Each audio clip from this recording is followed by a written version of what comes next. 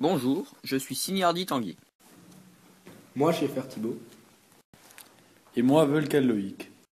Nous allons vous présenter notre expérience sur la station d'épuration, dont la problématique est la suivante. Comment la station d'épuration permet-elle de traiter les eaux usées? Il faut tout d'abord connaître le fonctionnement du traitement des eaux dans une station d'épuration. Dans le cas d'une station dite physico-chimique, ce qui est le plus simple à réaliser dans le cadre des TPE, ce traitement se fait en 3 grandes étapes que nous allons expliquer plus tard. Le pré-traitement, le traitement primaire et le secondaire. Chacun de ces traitements s'effectue dans un bassin spécifique. Dans un premier temps, nous allons rassembler 3 bacs représentant les 3 bassins, équipés chacun de robinets, le premier d'une grille et d'un tuyau pour la phase de pré-traitement. Nous avons donc ainsi recréé une sorte de mini-station d'épuration qui, en suivant les étapes d'une vraie station, nous permettra de rendre l'eau propre.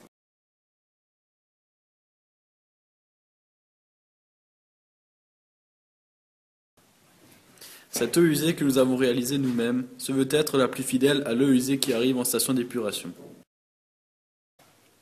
Il y a donc bien sûr de l'eau, du glucose, de l'huile, du sable, de la terre, des morceaux de plastique, des cailloux et de l'argile. Nous n'avons pas mis de déchets organiques pour des raisons d'hygiène et d'odeur. Tous ces éléments nécessitent un traitement qui leur est plus ou moins propre afin de les éliminer, ce qui nous permet de montrer un maximum de moyens différents d'assainissement. Nous avons donc versé ce mélange dans le premier bac de pré-traitement. Cette étape est constituée du dégrillage pour éliminer les gros solides, du dessablage pour éliminer les plus petits solides par décantation, et du déshuilage pour éliminer les graisses.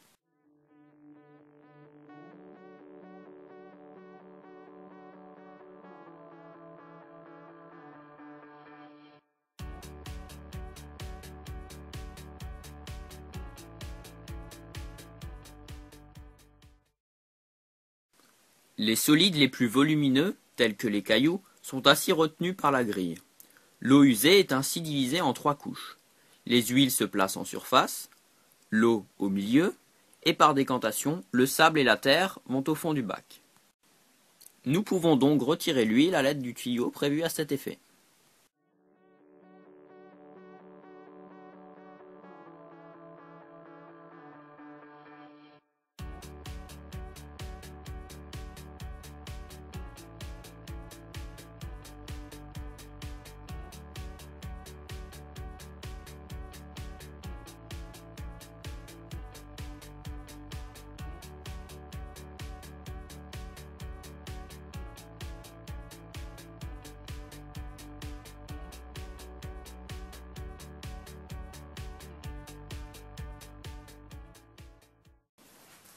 Nous entrons alors dans la phase de traitement biologique constituée du traitement primaire et secondaire.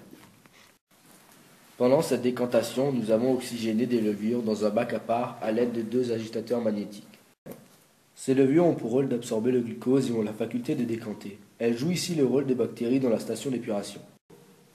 Nous avons ensuite versé l'eau usée, séparée d'une majeure partie des graisses et des solides dans ces levures. Nous avons ensuite utilisé une nouvelle notion pour enlever les argiles, la flocculation. Ce phénomène, également utilisé en station d'épuration, met en œuvre 2 mécanismes. Le premier dit d'adsorption et un second appelé réticulation. Les particules vont venir s'adsorber sur un polymère chimique, un floculant, ici l'argile. Puis le polymère va s'enrouler sur lui-même, créant ainsi un floc qui, grâce à un volume plus important et une masse plus grande, va décanter. Voici des photos d'une expérience que nous avons fait à part pour isoler le phénomène de la flocculation.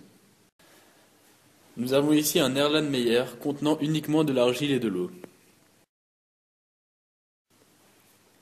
On y rajoute ici le chlorure ferrique en solution qui va permettre cette flocculation. Et après une semaine, les flocs d'argile et de chlorure ont entièrement décanté.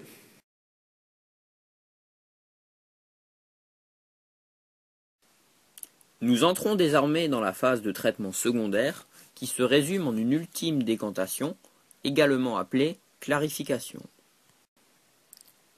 Nous transvasons donc l'eau dans un dernier bac pour effectuer cette décantation.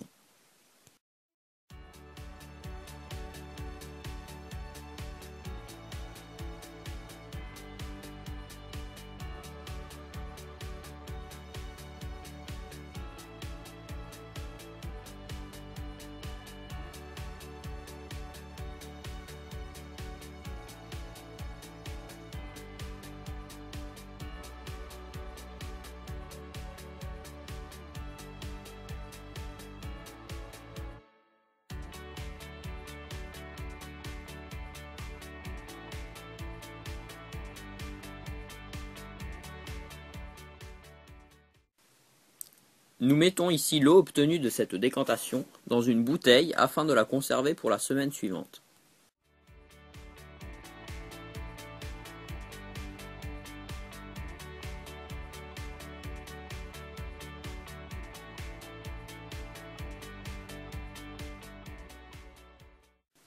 Voici enfin l'eau obtenue au terme de cette semaine. Nous effectuons une filtration à l'aide de sable et de papier filtre.